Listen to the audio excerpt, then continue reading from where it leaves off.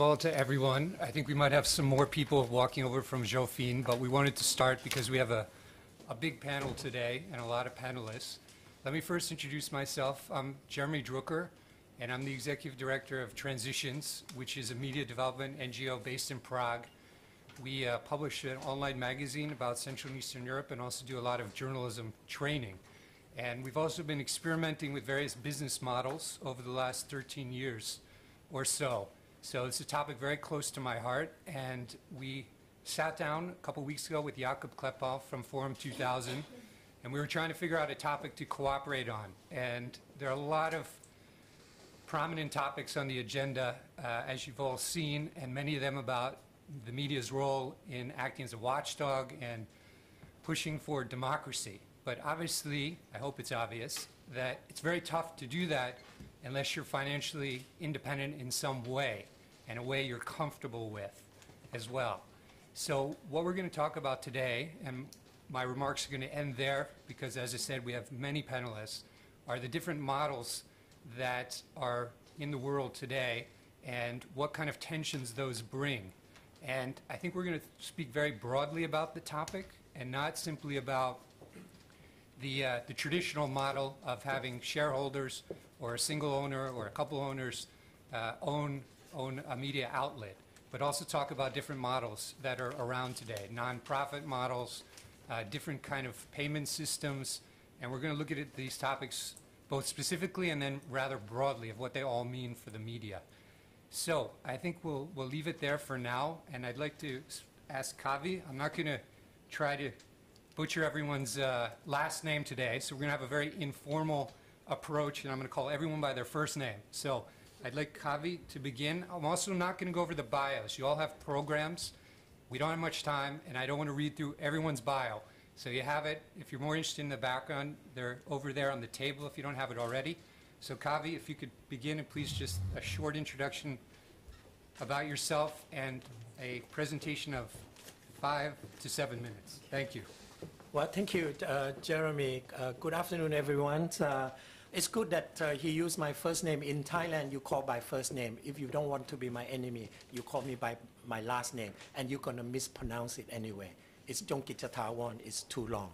I'm a journalist for 33 years. It's a long time, you know, and I have been through all the journalists has been reportings for many years, and then go through the editorials, become the management and all that, and then finally, actually, I quit my job because I have severe illness. My back was paralyzed, so now I could walk. I'm so glad to be here. So Jeremy asked me to talk about the changing media business model.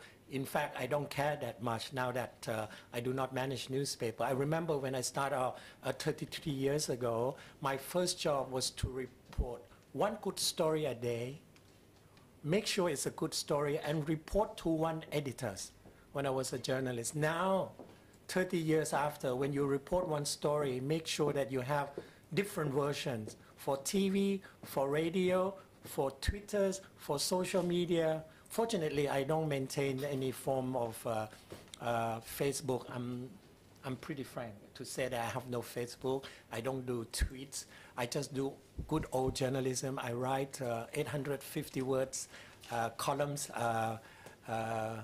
every week, and for my newspaper, The Nations, and also I write Thai language columns for the other newspapers. So that's my job. Now, what is interesting, the changing, the so-called eco system of the media is that now journalists is not writing for one story, for one newspaper anymore. It's writing for one person, for all multi-facet or multi-dimensional, all kinds of people, all sorts of information, just like the notion that journalists can be anyone, the people with mobile phones standing somewhere and took the picture report. You can call them citizen journalists, accidental tourists, or whatever. That already come in, that have changed.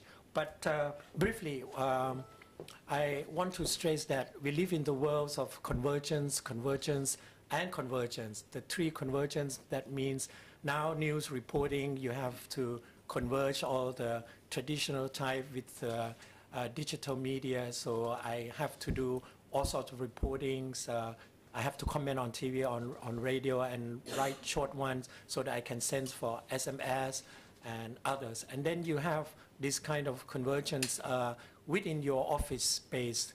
I remember when nearly 17 years ago, those who know the internet will get paid extra for the extra work because you have to do normal editing for the normal issue, and then you cross over to the online, you get extra.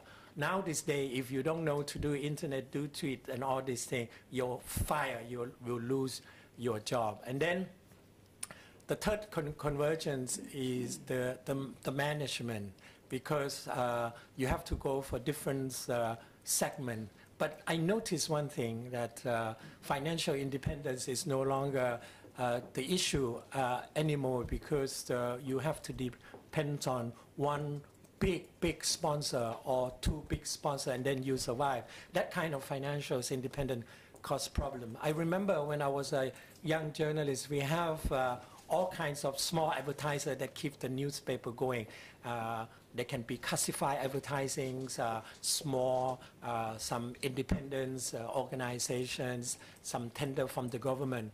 Now that has changed. If you watch carefully, newspaper today in my country, they rely on three sources of funder because of the ICT, because of the telecom, because of the technologies. So you will see that most of the income, the revenues now come mainly from telecommunications combination companies. The number one is like mobile phone, ICT company, that are the major source. And you also use them. They provide the IST. So the advertisings, the reporting of the new enterprise or short notice, are intricately, very integratively combined, sometimes with the news report. Sometimes you don't know which is advertising or really new. So this kind of difficult for the editorial to size. That, I think, is one of the major development, giving all these increased globalizations and the use of internet, digital integration. And I think Benedict Anderson's the famous professor talk about this as the media capitalism. Secondly, for example, the other financial source for our newspaper this day come from the government, because the government realized that media is the, what do you call it, is media is a kind of business. So they centralize the advertising system. So they pick on certain newspaper, invited them so that they compete among each other. Those who do not want to participate will not get the advertising. So you will see newspaper now, either the ICT, either the telephone company, then you will see another come from the government. So every time government has anything policy to announce, instead of relying on reporter to report it, now they just use advertising as a medium, so they can have whole pages, whatever the government want to do. What you do not see now is a small advertising, because they are not reliable, they are too small. So for us, financial independence come in different way. We have to sacrifice a bit. That is why I think it's very important. That is why also one of the reasons I quit my job is that I don't like the way my newspaper operate anymore, because the advertising sections, when they reports on the new products of the telephone company, ICT company, they will give priority, or those give long-term advertising budget. So that's I want to highlight. And I think for me, our business model at the moment is not really advanced because you have to understand that internet penetration in Thailand is still very limited, less than 18%. In country like Singapore or Malaysia, I think my friend Stephen Gan will have a better business model online and involve digital technology. In our case, we still, at the very beginning, we still rely on, as I said, the big company that have long-term strategies that focus on media, telephone, and then the government. Thank you. Thank you very much, Kavi. You touched on a lot of topics there. I think one, obviously you said it 3 times, so it stuck in my head: convergence, convergence, convergence. I'd like to throw it over to Ian, if I could. I think at the AP, they're calling that cross-platform journalism. Do I have the term right? But maybe if you could speak about what success you've had with that approach and how that seems to be part of the business model going forward. Sure. We call it cross-format or cross-platform, both multi-format. Basically what it means is we are trying to pool our resources more. It's an experimental project I'm leading here in East and Central Europe. Traditionally, AP, which is one of the world's biggest news agencies, has had a print section that is reported to print, TV that's reported to TV, and photos to photos. What we're doing is seeing if that can go through one person, which is me. The answer is yes, it can. It creates, I think, better journalism. It is cost effective. It kind of keeps everyone on their toes. There's none of this, oh, did you speak to photos? You know, why didn't you tell TV? We all go out together. We look for stories together. I think it's a very positive thing. I hear, Kavi, what you said, that in many places now you have to write differently for different audiences, but I actually disagree a little. I think we have shown that if you have the conversation early about what type of journalism you want to pursue, you can do it in every format. You know, it doesn't. It can be reported differently. You know, the text person can come at the topic from a certain angle. It won't work for TV, so the TV person has to be quite imaginative and come at it from a different angle. Same for photos. So, you know, I think it's a question now that journalism is changing. We realize that the business environment is incredibly difficult. We have to be different. And so if we plan early, we're finding that we can find some very interesting topics, which is also why we're doing this here in Prague. This is our headquarters for East Central Europe. We had somewhat neglected the region, I think, as most media had after the wars ended, after the transitions started functioning quite smoothly. I think a lot of media thought, well, there's not much happening there, and there were layoffs and there were cuts. We found out that that was a costly error, in my opinion. We got some feedback from TV clients in particular, saying you're not doing enough for us from Eastern Europe. Very interesting. So we had to act very fast, and we had to hire video journalists in 4 different parts of this region that report through Prague. I had photographers try and learn to shoot video, and that's where this whole convergence thing began. We tried to see how much more we can produce by working together. The results, I think, have been fantastic. Sometimes I look at Western Europe and I think it's all a bit mainstream at the moment. It's all a bit similar. You know, you can change the dateline, but the story's kind of the same. And we're finding that there's some very interesting stories to be done here. It could be public interest, like corruption. It could be taking a new look at history, looking at you know, the World War II massacres in Poland, or what happened under communism, doing more public interest journalism, like going through files that are now being declassified. There's a lot to be told here, and I think a lot of media made that mistake.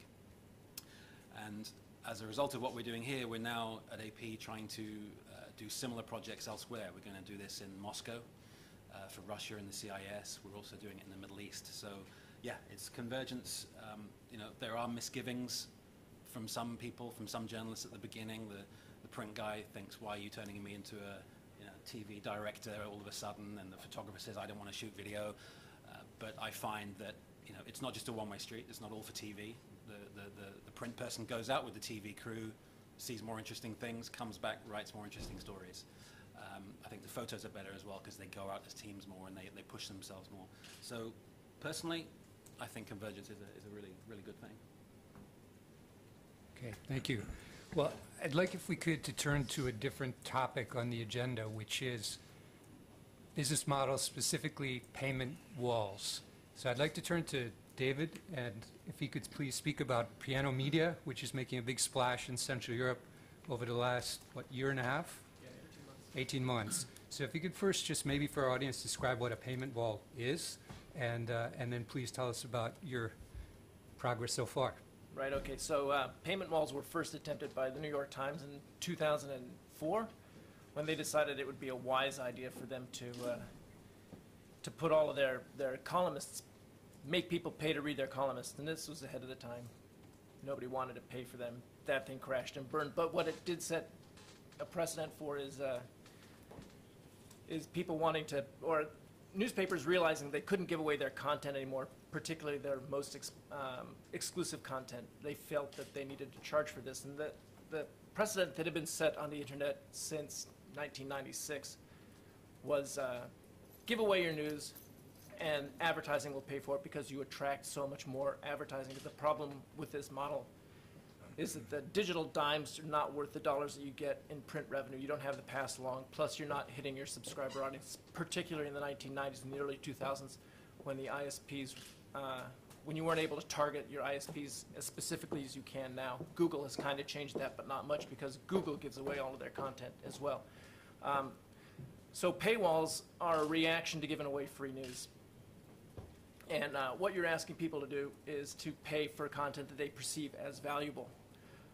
So what we've done at Piano is we've taken an entire country because we realize that if you can get all the publishers in one country to agree to go into a payment system, then the users are left with no choice. They're either going to pay to read the news or they're not. So we got in Slovakia 9 publishers. Now we have 11. To agree to go within our system simultaneously, and then they put as much content or as little content behind the paywall as they wish to have. And that means that the subscribers, in order to read any news in Slovakia about Slovakia in Slovak, they have to pay €5 a month. Well, I think in Slovakia it's €4 a month. So this proved highly controversial because all of a sudden the news went from free to not free. But we managed to convert about, well, we were looking between 1 and 1.5% of the population within the first year, internet population, within the first year of launching. And the thing about charging for news online is that we're trying to overcome 18 years of free, right?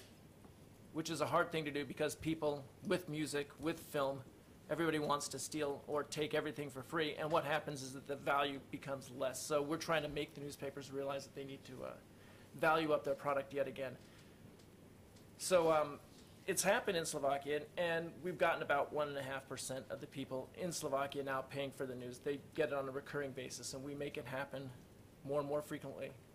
We're getting more people to sign up because as they realize the system is not going to go away, they sign up some more. So we exported this to Slovenia, which is also working, and we've just launched it in Poland. So now we're going in 3 national markets simultaneously.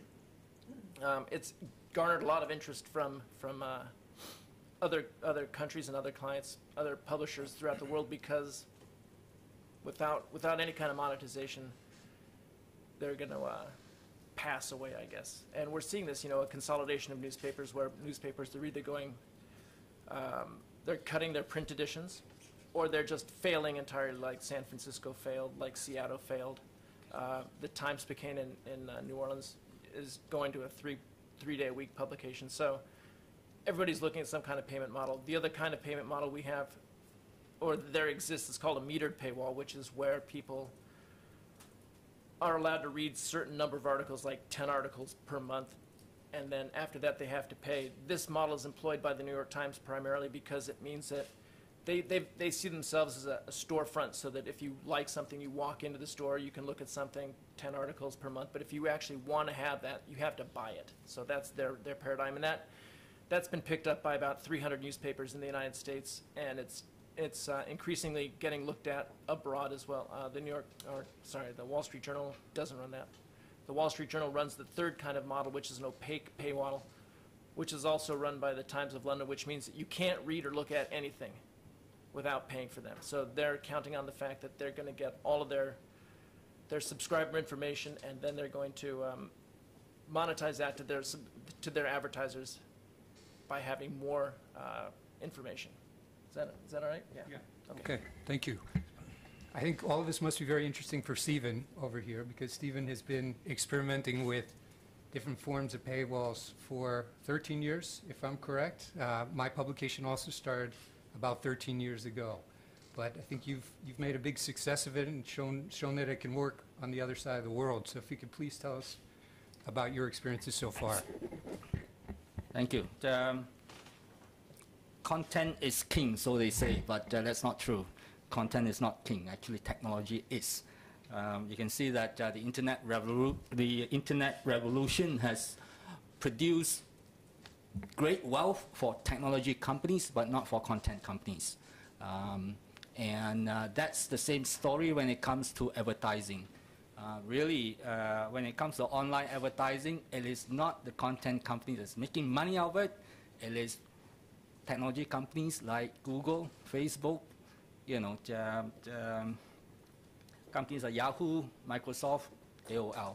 Those are the 5 top companies that draw in, you know, most of the advertising when it comes to online. So that's the problem with journalism. I mean, you know, media companies will have to work out exactly how to make money, given the fact that increasingly readers are moving online, and increasingly the media organization would also need to put their content online. So we started our paywall system 10 years ago, right before New York Times, actually. And it was a decision that we didn't like.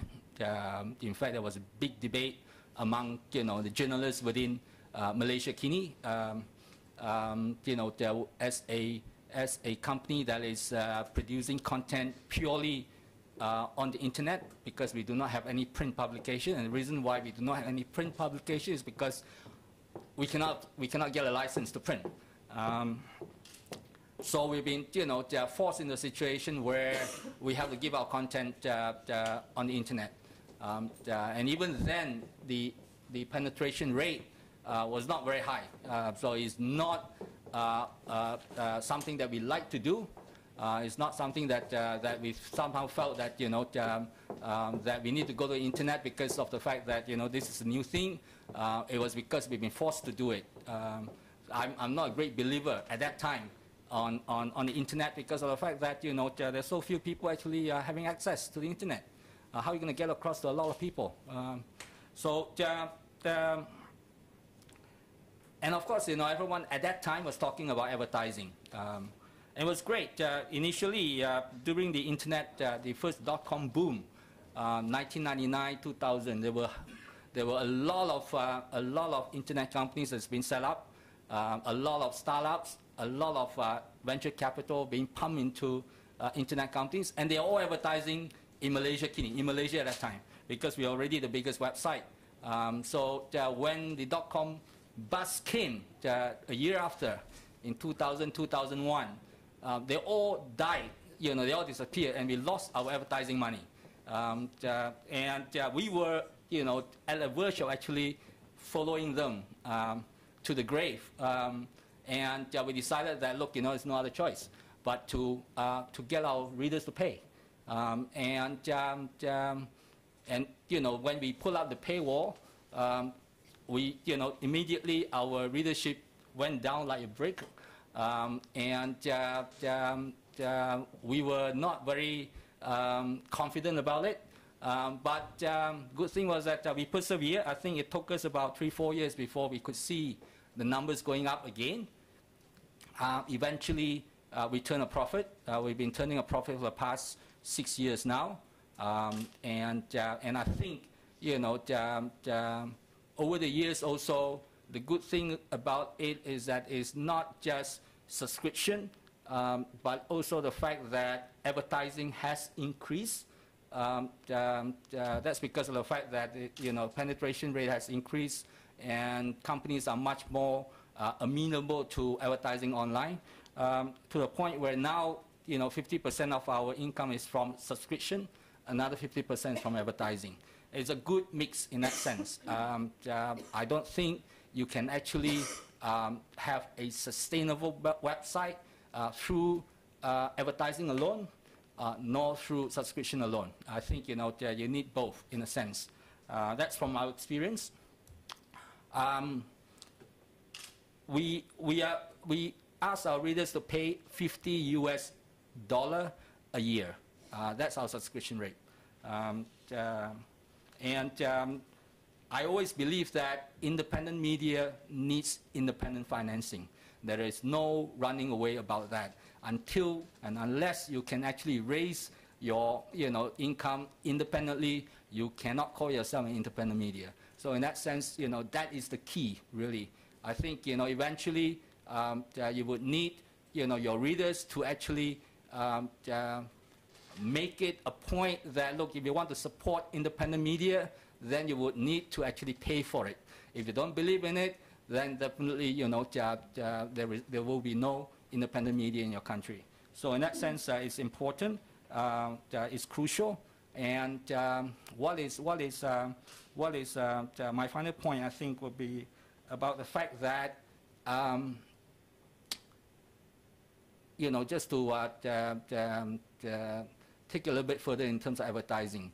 I think for an online company to rely on advertising alone will not be successful, in the sense that not just you are competing with other content companies for advertising, you're competing with big boys. I mean, you're talking about bloggers, you're talking about other technology companies like Google and all that. On top of that, if you're a local company, you're competing with international companies. Like for instance, in Malaysia alone, we're competing with Google. I mean, for advertising, because a lot of the local companies in Malaysia would go to Google directly, and Google will advertise in Malaysia, Kini, and they'll take a cut from it. So basically, what Google is doing is that they are the middleman. They take advertisement from all the companies around the world, and then they'll get content companies from all around the world to advertise for them. But they'll take a cut, and there's a huge cut, 50–60%. So I think that is the brave new world of online advertising. And I think that's something that we will have to understand as newspapermen and women. And it is what I would call a brave news world out there. And unless you can understand that this is the situation as it is now, we're not going to be able to survive. Journalism as we know it today will be, will not be around for too long. Thanks. Okay, thank you. I'm happy to see that Klaus's train from Berlin finally arrived. So I would like to turn the discussion over to him now. He has started up a very interesting advertising agency helping to support media in the Middle East, struggling media. So Klaus, if you could please tell us a little bit about the institution and why you started it up and how things are going. So first of all, sorry for being late. My delay time was longer than my travel time. And so yeah, let me give you a quick brief about what we have been doing. We have been doing a lot of capacity building for journalists in the Middle East and in Afghanistan, Central Asia and Africa. And we found out that basically nobody takes care of business development. So what my colleague just said about independent business comes from financing. This is something we also believe in. And a media outlet cannot be independent even if the quality of journalism is great and the journalists have been all trained and so on, which what we have been doing and many other NGOs such as us. But if the money sources don't allow that, then the quality will not enter the newspapers or the radio stations. And so we talk to those media outlets and we talk to them about advertising in those countries which usually just have passed a kind of transition or entered a phase of democratization. And usually what happens is that they have not heard about this really. And so if I say, so why I looked at your newspaper and why there is no advertising in it, they said like, oh, they haven't called us yet. So they don't know how to approach advertisers. They think it's another way of making you political affiliated to products. And so what we did is we started recently, 1 year ago, to train media outlets in those regions to how to deal with advertising. I mean, how to write an advertising plan, but also how to separate the editorial from the marketing department and so on. And interesting enough is it's not that in those regions advertising doesn't exist, but often it is the case that big companies such as Procter & Gamble or airlines or companies who cater in early stages those regions, they advertise, but they advertise in the newspaper which is owned by the government, which nobody reads, and it gives, of course, also money maybe to the wrong people. But the companies don't know that because they work with agencies who distribute their advertising, who are in Dubai in air-conditioned offices and who have never been to a crisis region themselves. They just get the information from the internet. So we said we want to be this connecting organization between those media outlets who want to be independent, who are not owned entirely by political parties or religious groups or the government or the United Nations, those organizations who really, really want to become independent and commercially successful. And so we develop with them media planning and present this to local but also international companies who wish to communicate and promote their products in those regions. So this is basically what we have been starting 1 year ago, but as you can imagine, it's really difficult to break the liaison between big media planning agencies, those agencies who are responsible for putting ads in the media, and those huge consumer product companies such as Nestle or Procter & Gamble or something, because these are ties which have been there for a very long time, and something like corporate responsibility is not really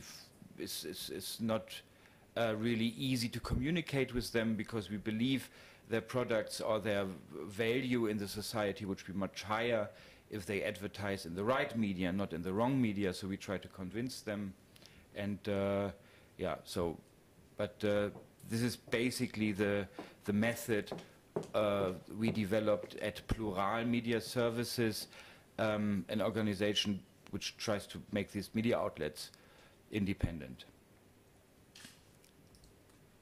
Okay, thank you. So I wanted to turn this over to Jan Mahacek, sitting next to me. I've known Jan a very long time, and he's always very good at not only speaking in details, but trying to sum things up and ask some provocative questions. So, Jan, it's over to you. Okay, it's an important role then. I would like to, because everyone was basically telling his story, so with my story being very short, like in a weekly respect, 12 years ago I used to be a deputy editor-in-chief. Then I was working in different places, like a commentator for Economic Daily. These days I'm a little bit similar, like Kavi here from Thailand, because I decided to be basically independent. So I'm mainly, 4 years ago I decided I will write my daily column on the internet, which is an interesting product. It's a very ugly word to call one's piece a product, but it's a product. It's you can read it on the internet, but people can have it delivered to their emails. There is an advertising on it. It's very as much interactive as possible. So sometimes it's only my opinion, but sometimes I really recommend other people to what I read in the world. It's mainly focused on financial crisis, and these days it's mainly focused on Euro crisis. It's I have over 5,000 people definitely who get it into their mailboxes, which is quite a success for economic analysis, because it's not about like tabloid things. I am also advising on the board of this, come to the board of this company Economia, which owns the weekly. I'm also contributing to an economic daily, Hospodářské noviny, which is a name exactly economic daily, as it is translated. So even though I'm advising to the board, I am not, that doesn't mean that my advice is often respected. So first I would like to mention some general things. Definitely, everyone knows that there is a global financial crisis and there is a crisis of the euro, and so not only media are submitted to the consequences of cyclical crisis, which is very strong, and it's diminishing the marketing budgets of advertisers, but it's also going through structural crisis, which economically means that advertisers are disappearing from the printed media, but somehow they didn't make it to the digital media yet, and we are somehow stuck in between, and we don't know when the turnover will start. Speaking for economic daily, which is part of my job, is that good news that businesses will always need information for decision making. They will always need it. You cannot do business without an information. The question is where to get an information. If I would look at the history of Hospodářské noviny, which were very, as far as profits and businesses, successful in 1990s, they profited in times like when the internet was still like only spreading in here, from specialization on different fields. When I started to work there in 2002, they still had like a special person writing about gasoline stations, and they had 2 people focused on agriculture. It's absolutely gone. These days all the specialized entrepreneurs go on their specialized web pages to find out information about what they do, so it's very interesting to how to develop a model what these people should. If you grow potatoes, you go on a web page called www.potato.com to find as much information about potato market. And so it's the biggest question mark, or one of the biggest question mark, is like what kind of like how focused and specialized should be particular writers, and how much special information and analysis should they provide about particular fields of the economy. I think what will always be important, on the other hand, is like that people need to have information first, and who is able to deliver it will always be able to survive even in a time of prolonged and structural crisis. It's definitely, I can feel it in the environment of Czech media, and it has to do with the lowering morale of the media, that definitely it's the market for the printed dailies is definitely diminishing. And for instance, I have kids, twins, 23 years old, which would never read a printed daily, and and no question they would ever buy it, but they would even never read it. Magazine and weeklies, it's a completely different topic. I will come to that later for a little while. So there is constant restructuring, constant cost cutting, streamlining, downsizing, and journalists are less and less going to the field. They even rarely make phone calls and are just fulfilling frames. So the wages are frozen, people are being fired. It's not a very pleasant atmosphere to work in. And but on the other hand, if you, and in this like lowering morale, there is the quality of editors and quality of journalists is definitely decreasing. And there is, what I remember, that it used to be much different, that there was much more hunger for having some news first. There was much more fight of, it was kind of much more clearer than it is these days, that being a journalist means to bring the news. And editors used to say that if you are not able to bring your own news, you have nothing to do in the media, go somewhere else to find it. Whereas these days prevailing culture in a lot of Czech dailies is that people are like sort of trying to have the same stories as everyone else has. So this is like really this competitive atmosphere of having the first news, or interesting news, which comes from the name of newspaper in Czech, noviny, but it's also the same, that you should have it first, you should come with something new yourself and not just to have the same thing as everyone else has. So this culture is sort of disappearing. But for those that are like successful servers, like even though it's an interesting topic that this particular server, I think it's partially financed or didn't disclose its financiers like fully. This is called Motele.com, but so he's certainly not writing to me. He's not writing about all the topics he should be covering, but this guy is able to find breaking news and interesting news, and he's actually commercially very successful. So if we manage somehow to renew the culture of that, of coming with breaking news and interesting information from the business, and if people would know that your server or your newspaper is focused on that, they would always be willing to pay for it. There are certain, definitely, like I didn't study management, but it's definitely one of the topics, like how to earn money on the diminishing markets. Also, markets are not always growing. Like we can perhaps compare newspapers to telephone boxes or something. That you are in the year 1997, and you still have some 1.5 decades to have some profit from telephone boxes, perhaps. So perhaps you would have few more decades for printed daily newspapers, because older people use for the internet will still need it, but it's still not. On the other hand, it will definitely not be a very enthusiastic place to be or to work in a newspaper which would constantly get smaller and the quality would go down. But some managers will perhaps be able to still turn some profit out of it. When we were speaking about converging here, it's actually, like, quite honestly speaking, our company is very interesting that there are constant waves of attempts of converging.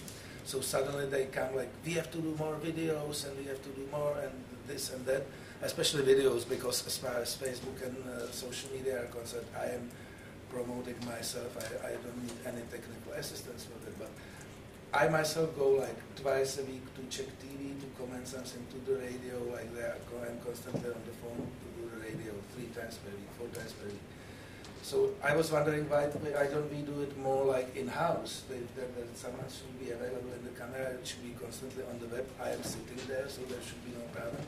So, but there are constant waves. They come with we should do more videos, so they start to do like video interviews with me, and then after a few months there is nothing for a few months, and then again. The reason is that they know that it's technologically trendy, but they don't know how to take any money out of it. It just doesn't have, managers don't know like what to do with it as far as the finances are concerned. It's all definitely good, like for prestige and this and that.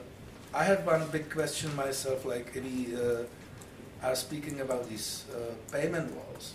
It's very interesting for myself, and it has been quite a recent development, that look at the web pages of actually, I am not ever much about AP, but if you look at the web pages in English of Reuters and Bloomberg, it's for free and it's amazingly interesting. They have even like what press agencies didn't used to do. They have like very interesting opinions, few more opinions every day. I am not a stockbroker, so I don't need that information the single minute they produce it. So they change their news just like few times per day, but it's enough for me, for a normal reader. And it's for free. And as far I was asking Reuters people, they said that it's sort of brand building, that they earn money somewhere else. But it's so much interesting that being a Reuters guy, I would just translate it into Czech very quickly, and I would kill the competitors. I would have much more interesting opinions than local opinions of Czech people who are like whatever, full of ideology and this and that.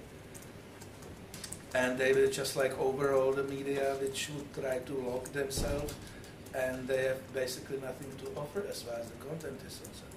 And at the very last moment, it's a question for the piano people. I was always wondering here, what are the anti-monopoly consequences? Like, do you have problem with the anti-monopoly office, justice system, etc.? Because you are basically, it's an across-the-board agreement of all the competitors. So I am very much afraid it would be illegal in Czech Republic. So this is what I am most curious about, piano businessmen.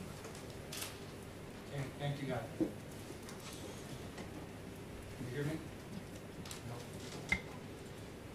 No? Okay, now it's working. So before we get to that, I think it's a very interesting question for David. All of our panelists actually stuck to their time limit. I think it's the first panel I've ever been on where that's happened. So I thank all of you, but it also gives me a chance to mention something before I open it up to the audience that I think has been left out and not really discussed, and something which I find fascinating, which is crowdfunding.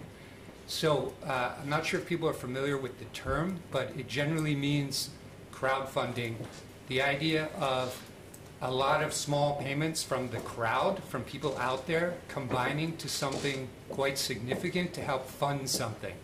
So some of you might have heard of a site called Kickstarter, which is in the US, which is the biggest crowdfunding site, which has raised millions and millions of dollars for various art projects, literature projects, a lot of computer games and theater productions and things like that.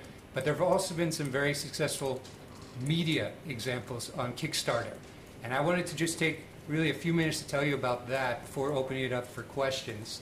So I think it's probably best in this case to show rather than to tell. So my colleague over there has queued up a video, which I just wanted to quickly show a few minutes of that. So this is called Matter, and maybe just watch it. At the SCR Research Centre in Brauchli, it's seen temperatures increase here by 1 degree in the past 14 years. During an AIDS conference in Boston on Monday, experts said there has been some success.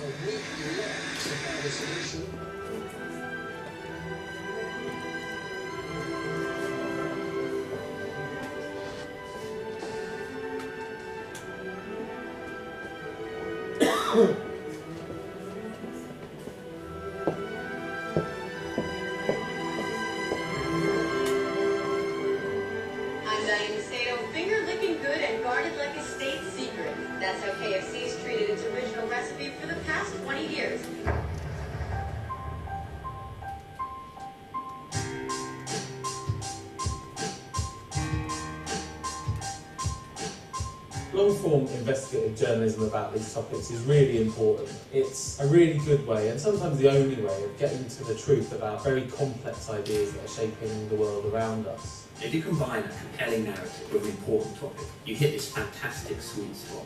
And yet at the same time, it's telling you something really important about the way the world works. The trouble is that nobody's built to produce this stuff. If we're going to have a conversation about the things that are shaping our future, things like the global economic crisis and climate change, we need to understand the powerful ideas and the powerful people that are behind those things. We all know how important it is, but yet we're not able to support it. We haven't built ways to do it. Frankly, if nobody sticks their neck out, then it's going to die away.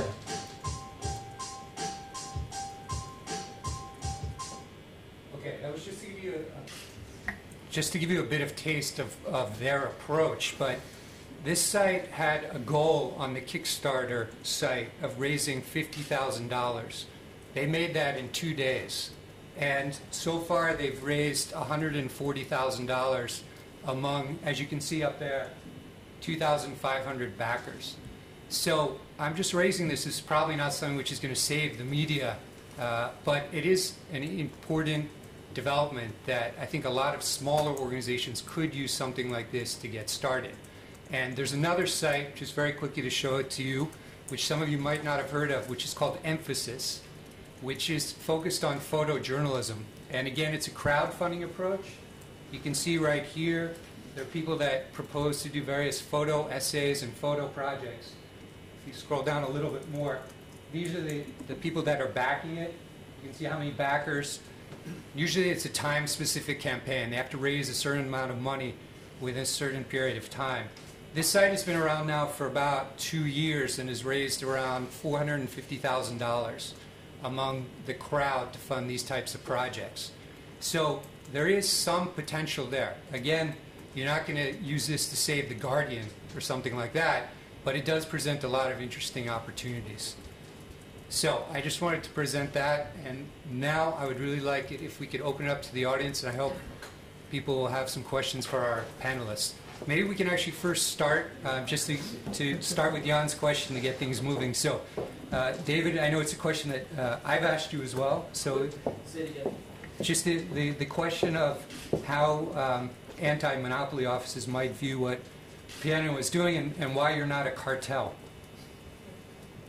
Right, okay. So, first of all, we never sit down with all the publishers in the same room at the same time. That would be a cartel, right? So we negotiate with each publisher individually, and he works out a separate deal with us, right? So they're not all colluding to say, okay, we're going to put in this amount of content within the system. Each publisher puts in what he feels is appropriate, right? So some publishers will put in an ad-free version of the site because they want to leave their advertising out, or they want to make it a more pleasant experience for the people who are paying. Other people will limit the number of comments that you can make on the site, which eliminates the trolls, right? So, you know, if you read a typical Washington Post article, there's like 8,000 comments under something about Romney.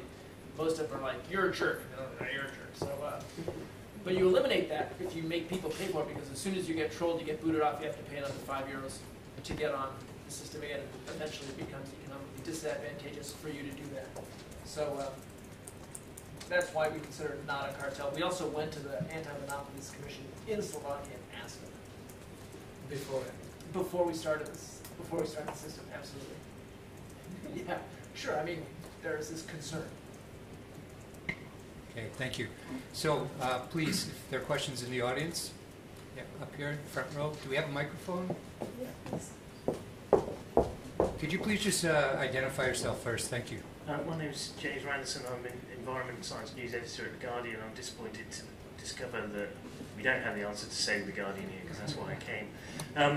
But actually, seriously, with Matter, I know Bobby and Jim very well, and I'm one of those 2,500 people, so if you've got a couple of dollars, put them in there. It's a good project. My question is really for David. It's a really interesting model that you've got there. I'd be interested to know whether you think that would work in a sort of English language context. I mean, it seems to me that integral is that you have a sort of limited market of providers of information, and the trouble with us is that, you know, we've got not only all the newspapers in the UK but also in America and Canada and all the rest of it. I guess that's it. Sure, we thought about this a lot, and the way we're going to tackle the English language market is to go at it as a horizontally structured thing rather than vertically. So vertically would be an entire country like Slovakia, where you can only get Slovak news in Slovakia for Slovaks. But in English, we can do regional or interest-oriented things. Like we could take a majority of car magazines and newspapers and group them together so that if you wanted to read about car magazines, cars, you would have to pay to get that particular interest group. Or if you wanted to read about, I don't know, fishing, the same thing would happen. And just quickly, I'm really interested in your take on those opaque paywalls like Times. Do you think that's likely to work? I mean, it's a bit hard to know what's really going on with that paywall because it doesn't tell us anything, but the intel we have is that it's not working very well. I don't know. I think Murdoch says that he's got 153,000 people behind the paywall. They started with 50,000 at first. The thing that they did do is they upped their advertising rates 40 times, right? So that means that all the money that they lost in advertising revenue subscription, or advertising from everybody else, they remade it because they charge so much more now, because they have such specific demographics for their subscribers. In general, I don't think it's going to work for a lot of paywalls. It only works if you have a very specific brand. The Guardian could probably do it, but the Guardian insists on this free thing, which, although they're discussing ways to change it. By the way, I thought you guys got terribly slammed on Friday by a blog, which was completely disingenuous. Where you said that, where somebody said that you were going to eliminate your print thing, and it was based on a rumor on a small site that then went off the rails to everybody until the Telegraph reported it. Yeah, Telegraph picked it up. Which is insane, right? The thing that I really hate about blogs is that they report facts and it gets spun up until it gets on the media, and then it becomes news when it's not news. Sorry, that's a completely different subject. I can confirm we're not getting rid of our print edition, or at least that's what they tell me, you know. Okay, thank you. So some other questions? Anyone want to take a chance and actually ask a question? Okay, well, I will ask a question then as a moderator. Klaus, we've both been in this business quite a long time, and I was curious to hear you say that most of the clients you're working with don't have any kind of background. You have to do a lot of training. I think that's something somewhat new for the donors now, to be focusing on this side of the business, because a lot of times the donors want to see media projects that produce beautiful content, but often don't think about how that content is going to be funded. Have you seen a change in the donor landscape at all? Do they understand what you're trying to do, or is it a hard pitch for you to make? I mean, depends probably what kind of donors you're talking about. But from my experience, my first experience was when we introduced this to development agencies here and there. There was this certain feeling of, oh my God, you mean if they become financially independent one day, then they don't need us anymore, isn't it? So they realized that independence of the media in these conflict zones where before all these DFID, US aid, UN, Qatar money goes in, means also that those agencies could not control the media by giving them donations or grants or whatever. You get my point? So that's a problem for them. Maybe that's just like a reaction, but of course if you work with money from a government, or if you work with money from the United Nations, for example, of course it is binded to certain programs and values which those media outlets, for example, would not purchase if they would have the money to their availability. You know. That's why you know, the United Nations, they don't give like cash to a newspaper. You know, so usually there's a program for certain content which has to be produced or which should be produced, which sounds good, but still, you know, it's not independent. So we didn't feel that media donors are focusing on economic training or something. Of course, we know this from like usual business development, but from new media outlets, I haven't heard anything. I mean, we do receive some grants from some foundations to do it, but that's very, very rare.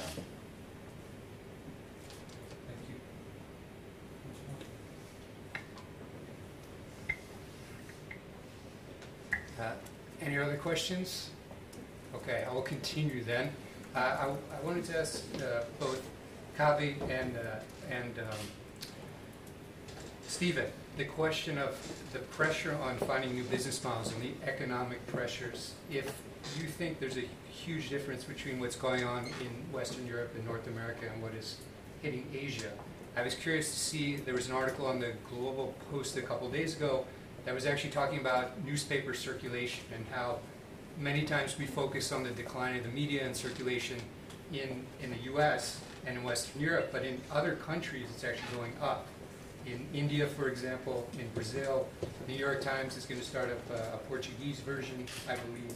So I think we do have a tendency to talk about the collapse of the media and how tragic that is, but focusing very much on Western Europe and North America. I wonder how you see things from your perspective. Thank you. I think print newspaper is not dead yet, even though it's the trends in other parts of the world.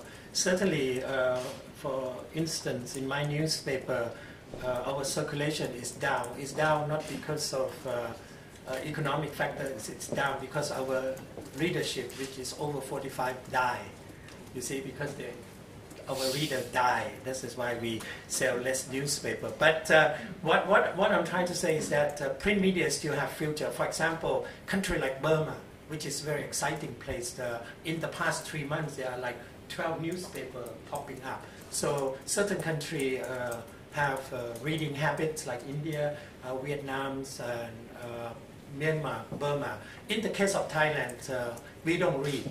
We are oral country. We like to listen to radio, especially TV. For example, when people report a newspaper story, they need to tell story newspaper as a story.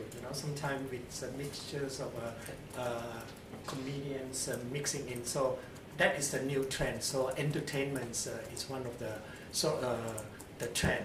So for the print media, because print media in itself is a very serious story. You have the tendency to write long articles. Now newspaper said that you should not exceed how many words, like 400 words. So it depends on the numbers of audience. But in my countries, vernacular newspaper has suffered because of the reduction of leaderships and people, particularly youngster. You will be surprised that in all the statistics in my countries, young people don't read that much.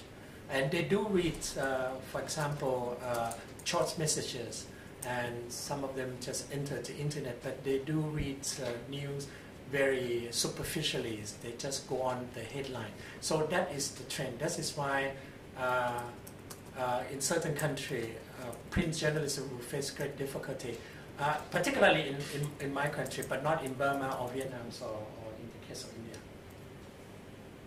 I don't think you can go against the forces of history. I think true, the circulation is going up in India and China and all that. But I think that's because of the fact that you've got a growing middle class. The internet penetration rate is going up, but not as high as in Western countries, and therefore they're picking up the slack. Really, I think eventually everyone will go online. There's no doubt about that. It may take 5 years, 10 years, whatever it is. That will be the situation as it is now in Europe and in the United States. So I think really, for instance, in Malaysia, which is considered a middle class, a middle earning, middle income country, already the penetration rate is about internet penetration rate is about 60%. You can see a fall in print circulation, but we have been applying for a print license. So we are not ruling out the fact that as an internet company you should ignore print. What we're trying to do is that there are 40% of Malaysians who do not access news on the internet, and you have to get across to those 40%. So I think we managed to challenge the government for not approving our print license, and we won in court based on the fact that our constitution say that everyone have a right to freedom of expression and all that. So we won that in high court, but of course the government is appealing and they're going up to the higher courts to reject that. And that was over the past 1 month. So it was great news that we have actually won that first battle.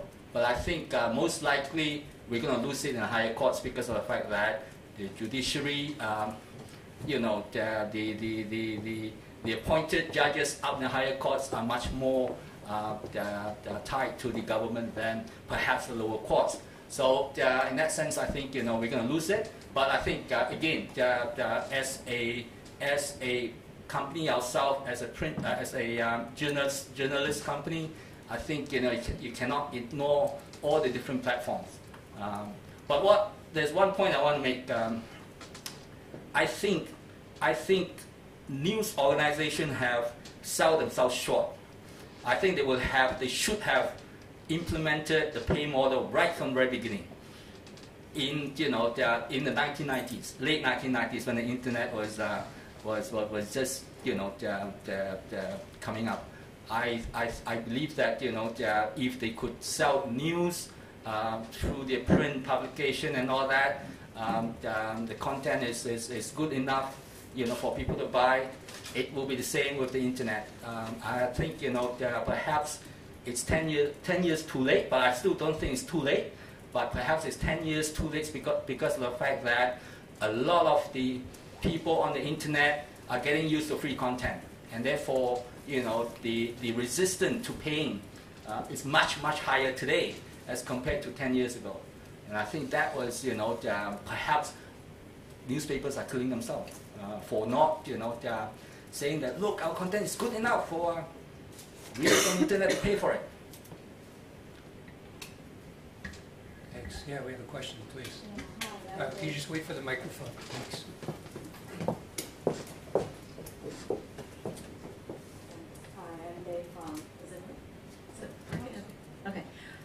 So I've been kind of outrunning dying print media in the U.S. my entire career. I was the last foreign correspondent for U.S. News and World Report and American Magazine, and then I left the Chicago Tribune sort of a month before they declared bankruptcy, and I'm now actually working for the U.S. government, so I've gone completely to the other side.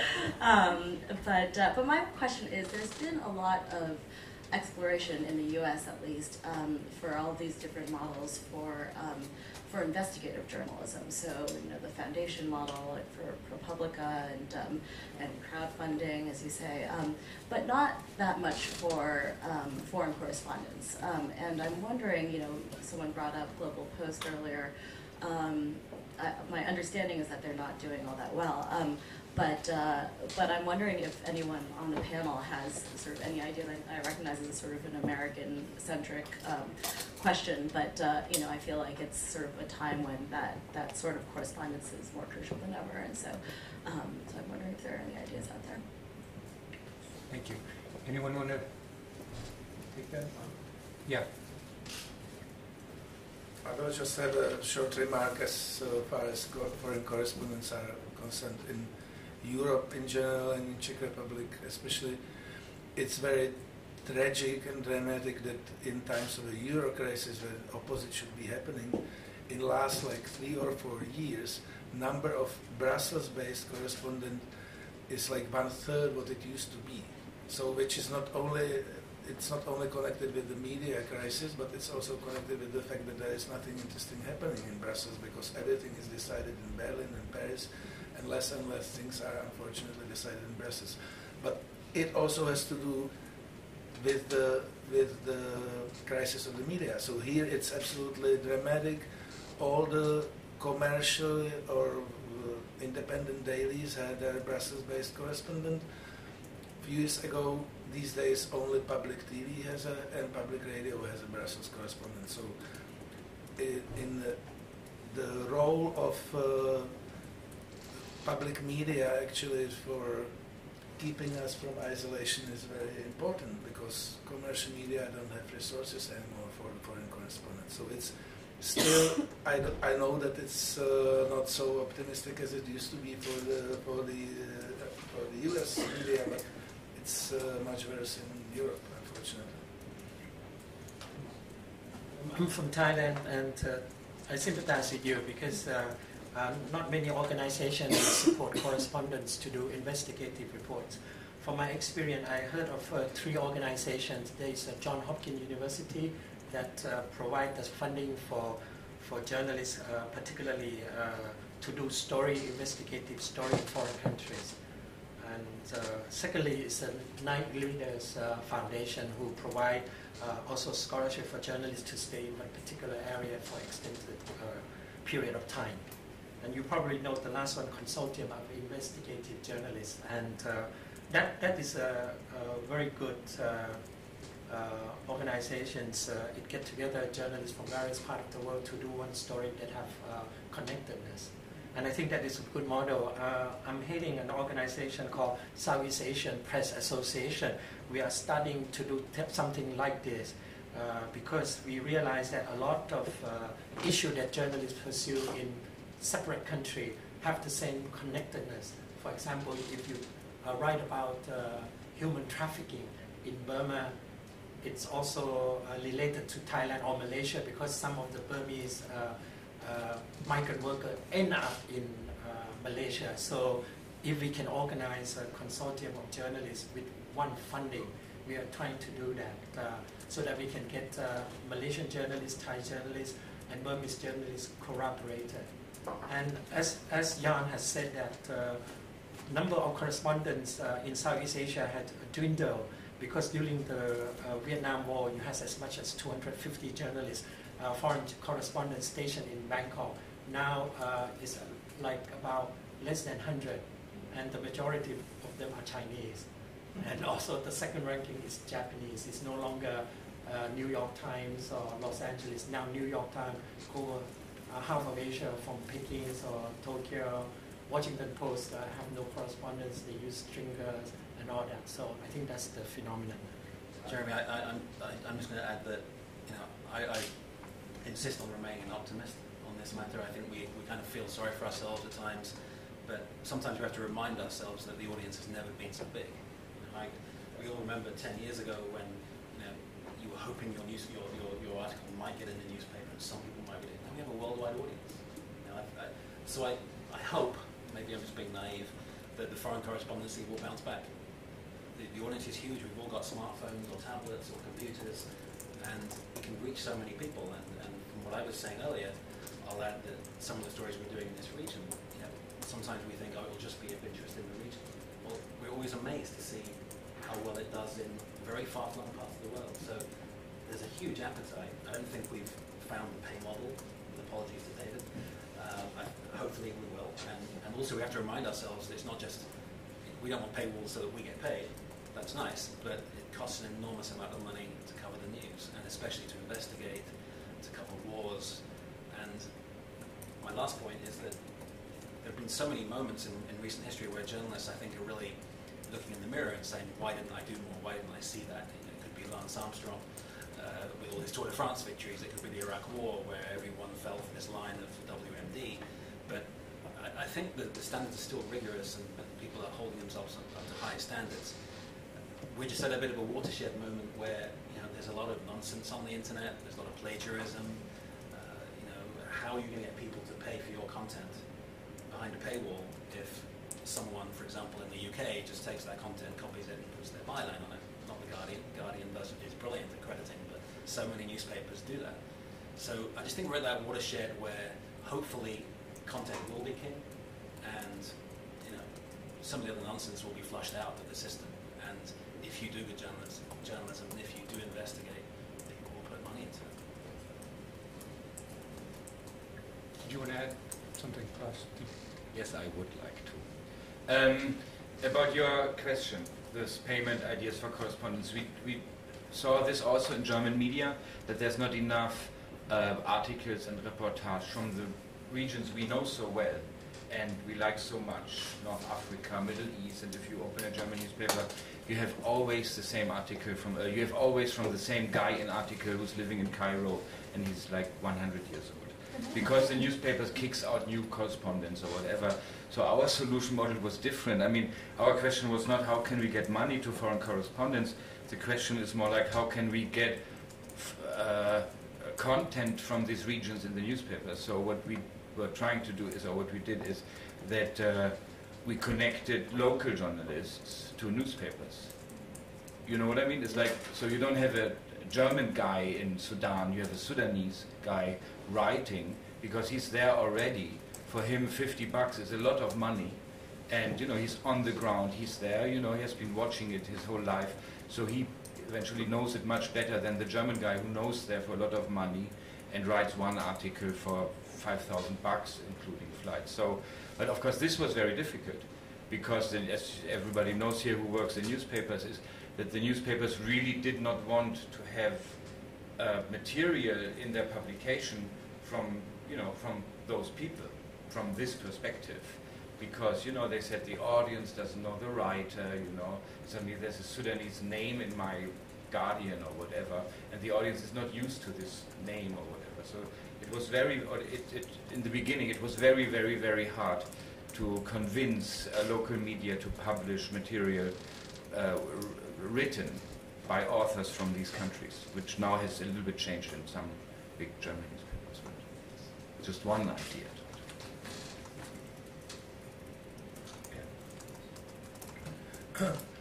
I basically agree with my AP colleague that good times will come back, but it depends like when it's going to happen. Like, is it like after 2 generations, or is it like 5 years or 10 years, and what's going to happen in between? The whole context of the profession you are working in is very important. So perhaps in this in this time in between, which is now, like the time of the crisis for the media, there is definitely much more important, much more bridging role for public media, which should play much more important role to save serious journalism, to save foreign correspondence, to save investigative journalism. And there's much more role for the companies where the money is. So companies like newspapers are poor, but companies like Google are very rich. So it is in the interest of these companies to sponsor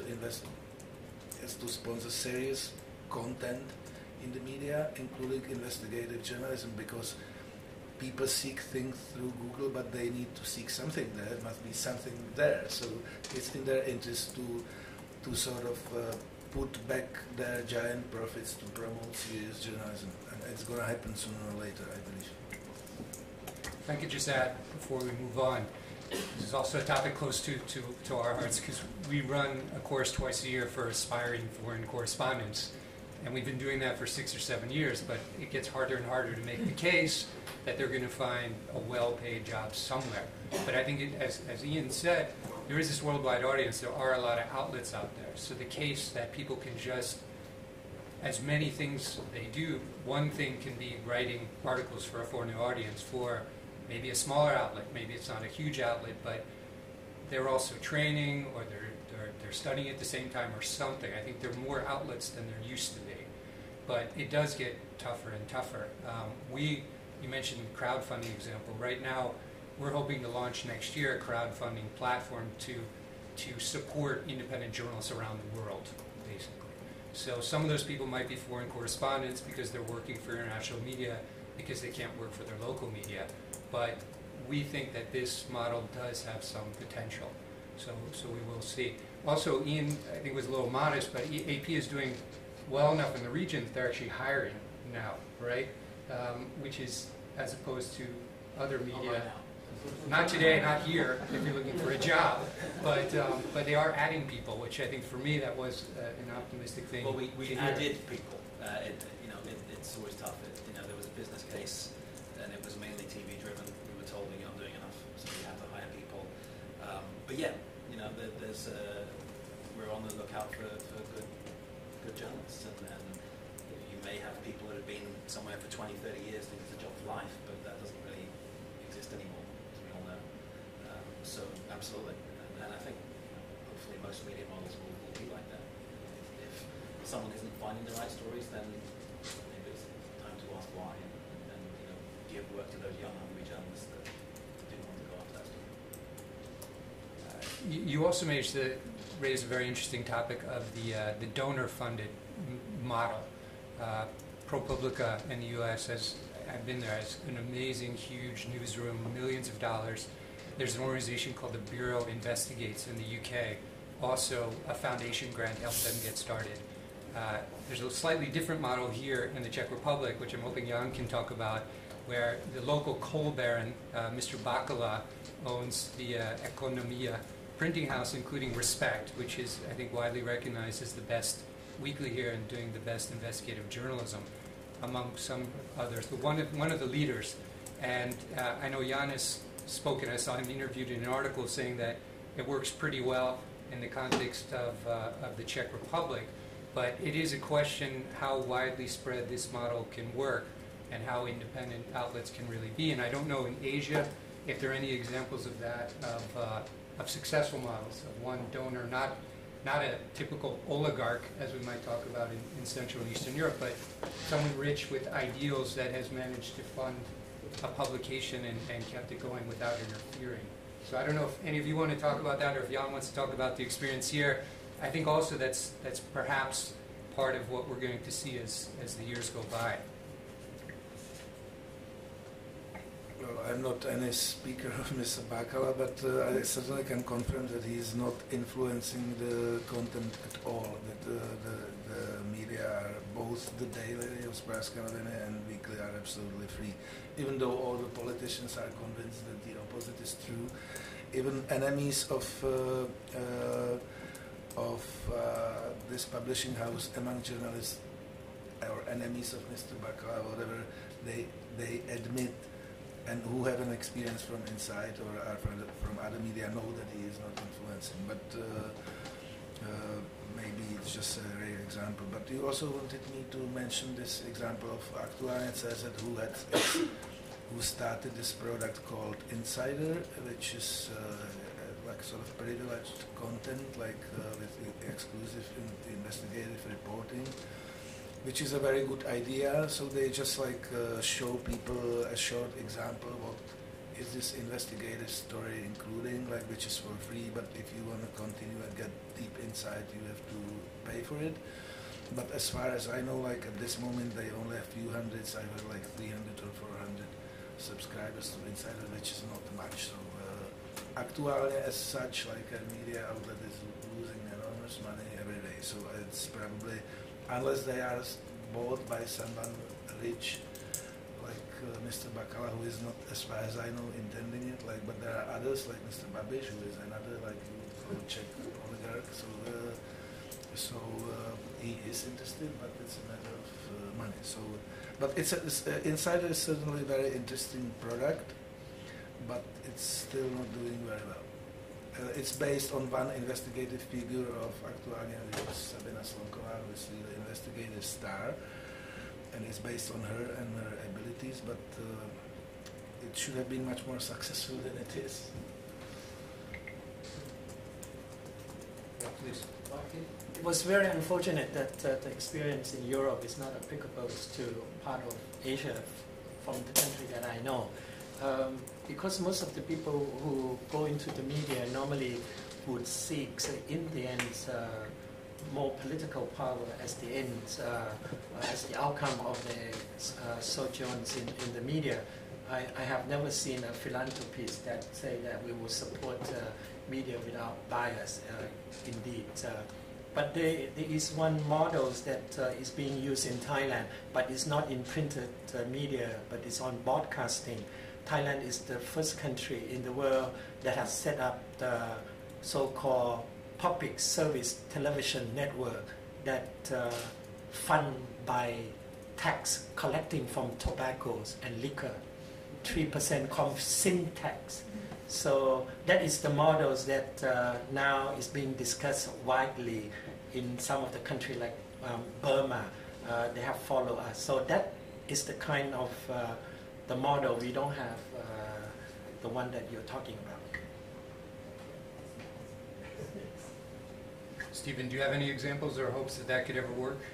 I'm just telling Kavi that Thailand is unique in many ways thanks to the drinkers and the smokers. But anyway, yeah, I agree, Kavi. There's really no tycoons or no, rich people out there who really believe in independent media. I mean, if they want to put money in media, they want to control it. So forget about it, really. They haven't got to that stage where they believe in independent media. But anyway, I just want to short comment about foreign correspondent. I think true. I mean, the foreign correspondent has always been the first people who get slashed when the media organization have problems in terms of budgeting. But I think increasingly perhaps there are very good journalism that's been done in many countries overseas, and I think they should be supported. Perhaps there should be better networking, better cooperation, better translation, perhaps so that countries in the West do not have to send their correspondent directly to to other countries to report. I know definitely there are problems there in terms of contacts and all that stuff, but I think if better trained, definitely I think journalists from any countries in the world will be able to write good journalism for the rest of the world as well. Thank you. Thank you. So we need to wrap up. Are there any final questions for our panelists? No. Okay. Any final comments from our panelists? Like a few things. Actually, I had an experience. I had a chance to work. I would always also think that it's better if media is owned by a media company which doesn't have other like sort of conflicts of interest in other industries, etc. But I had a privilege to have an experience like to work on the media companies, because for a year I was working in Varafronta Dnes, which is biggest Czech daily, owned by a German media company, Rheinische Post. And I also work in Hospodářské noviny, Economic Daily. In times it was owned by German Handelsblatt, which was owned by Dow Jones. So first example, with Rheinische Post, when I started to work there like a columnist, the editor-in-chief entered our room of editorials, whatever opinions, and said like, clean your tables, Germans are coming to look at the furniture. So it was quite interesting that I would expect like that I would be introduced like a main columnist of the daily, but they came to see the furniture. They just take care of accounting, and this is their only. And with Dow Jones people owning Handelsblatt, owning Hospodářské noviny, they didn't even know they had owned something like that, to be honest. So they didn't really care about improving the quality. So it's not like that being owned by a media company is good and being owned by tycoon is wrong. The life can be completely different, and I can kind of confirm that. And the last thing, there are also when you mention positive things, I would also say that what is amazing about internet journalism, and I think more and more people would realize that there's like much better chances of contextualization, or whatever I should call it in English, like that. With providing all these links which are connected to the topic you are writing about, it's so useful and good and practical for any readers if it's done in a smart way. But so if companies put enough attention that these editors who are deciding about the which link to the article which is related to the topic is the best one, to the updated article, important article, because if you do it through an automat, sort of, it doesn't work. It must be someone equally smart like the author of the article, and this is like the best thing you can get. If you read an article and you simultaneously get connected articles which are absolutely relevant, it just so improve your productivity, and sooner or later people will realize there is an enormous potential for whatever their professions are. Thank you. Any other comments?